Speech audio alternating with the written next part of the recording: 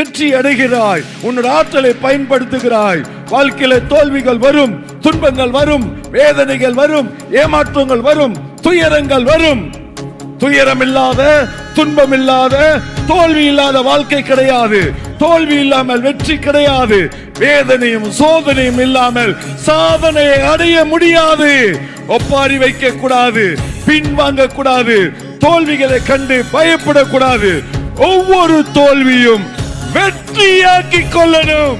போராடினால் உண்டு பொற்காலம், போராட்டமே டைனமிக் உற்சாகம்.